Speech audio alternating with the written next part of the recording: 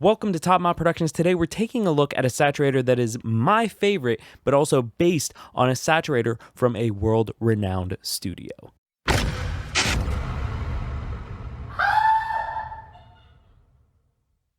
Today we're taking a look at the Abbey Road saturator from Abbey Road Studios in London, England. It is an amazing saturator based on an amazing piece of equipment that you've probably heard on countless records. I found this plugin a couple years ago watching a couple review videos on Waves and decided to give it a try and fell in love with it. For a long time I was really only using it on individual tracks, but from a suggestion from a couple different people, I decided to start using it on my master bus. And honestly, it has changed my mixes. Mixes that I thought were like a little dull, muddy, lacked life. Threw this on there, a couple tweaks, and it reinvented the entire sound for the better. But what better way to review it other than to just try it out? Before we really get into it, I just wanted to say thank you so much for watching. Please be sure to leave a like and comment down below. Tell me what you think of the Waves Abbey Road Saturator. Is it a plugin that you already have, a plugin that you want to get? Let me know. And be sure to subscribe. It helps out my channel a lot and I really appreciate it. So what we're going to do is take a listen to this live recording that I have been working on and mixing and listen to it without the saturator, and then we're going to kick the saturator on. There is no other processing on the master bus. Everything is just mixed in their own separate tracks.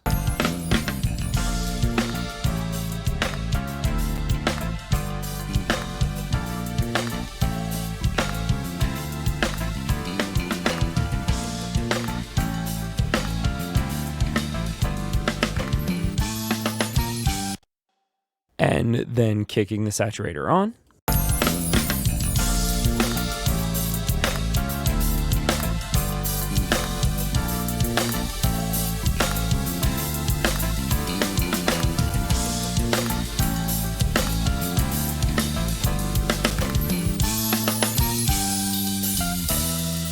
To really show you the difference, I'm going to hit play, leave it in bypass, and bring it in and out, just so you can kind of hear the differences that come out from the saturator itself.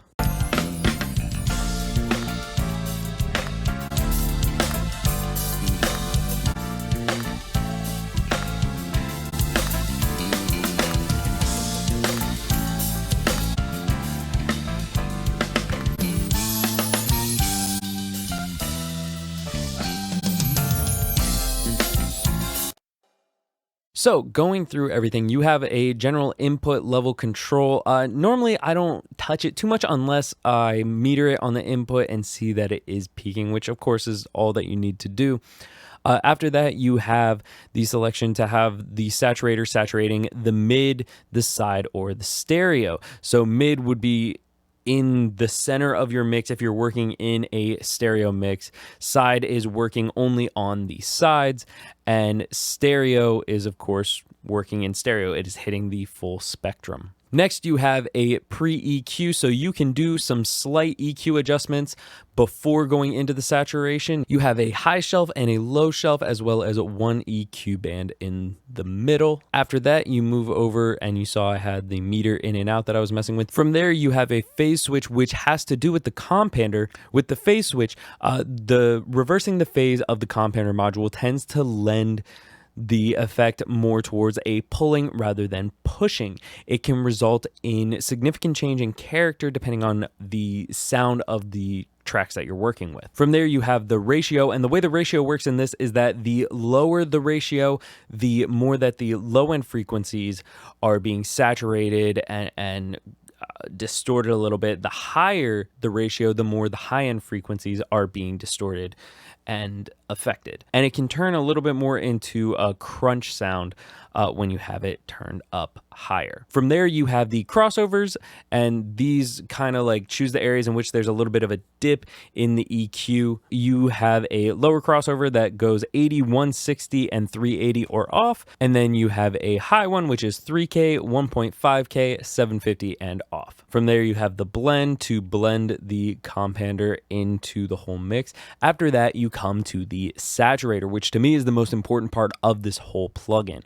You have the TG, the red, and off, which if you have the Abbey Road saturator open, I'm not sure why you would want to have it off to begin with. The red is the EMI Red 17, which is based off of a more aggressive edgy saturating sound. And then there's the TG, which is the EMI TG 1, 2, 3, 4, 5. And that will give you a rounder, a little bit more warmer sound. I tend to really like the sound of the red more than the TG, but there have been instances where I've used both. From there, you have the mix. Below that, you have the general mix in of the entire saturation.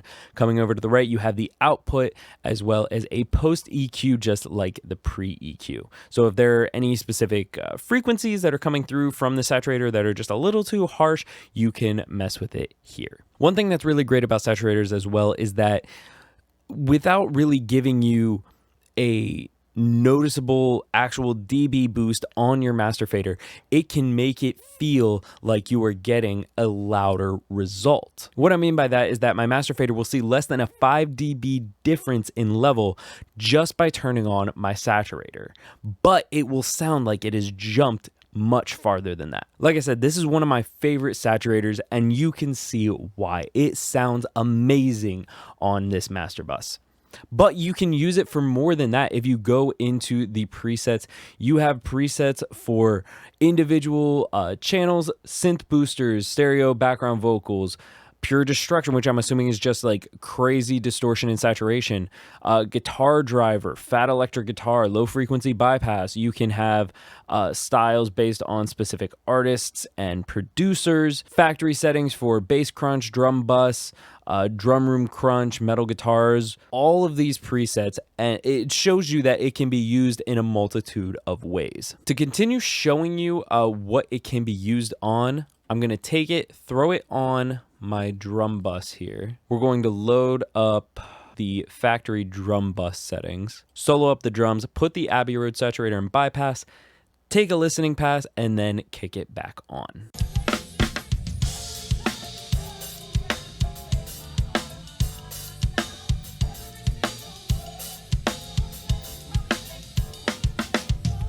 And turn it on.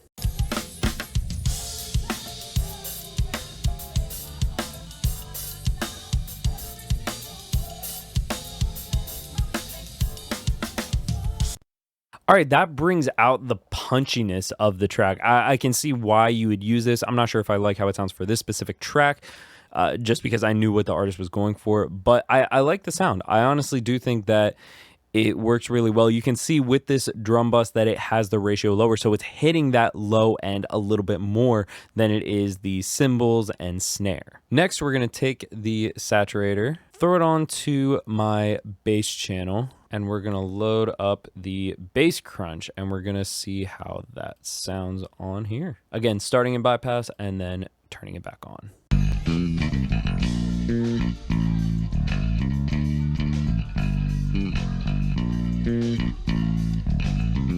And with it on.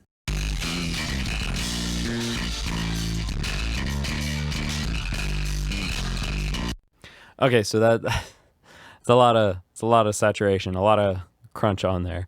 We're gonna back off the saturator a bit and try that again.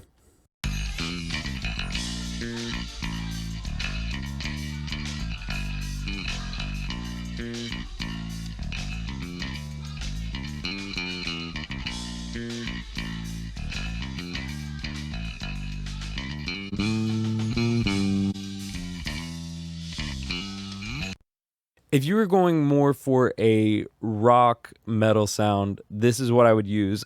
For the R&B funk style track that I'm working on now, I don't think this is a great option. But I do like it. Like I said, if I was working in a different genre, I would probably pull it out. One thing I am interested to hear it on is one of the Keys synth tracks that I have in here. Stereo synth booster, listen to it in bypass and kick it on.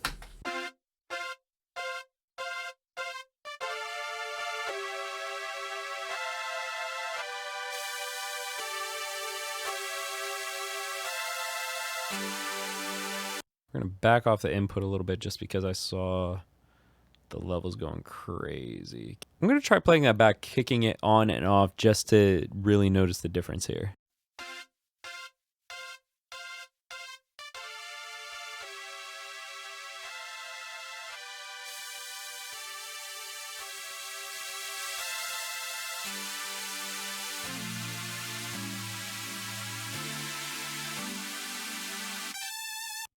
If I had a different EQ that I did to this, I'd really like this saturator on here. With the saturator now, it kind of thins it out a little bit, but I see where the sound's going and I like that a lot. But yeah, the Abbey Road Saturator, amazing plugin. Not a new plugin by any means, but the Abbey Road Saturator is a really good saturator. I've listened to quite a few over the past couple years and they all sound good, but this one feels like it captures a little bit more about the analog warmth of the saturator. But thank you guys so much for watching. Please be sure to leave a like and comment down below. Tell me what you think of the Abbey Road Saturator now that you've listened to it. What was your favorite method of using it? Did you like it on the master bus, the drums, the bass? Let me know. And please be sure to subscribe. It helps out my channel a lot. It's really encouraging and is helpful to a small content creator like myself. But again, thank you guys so much for watching, and until next Tuesday.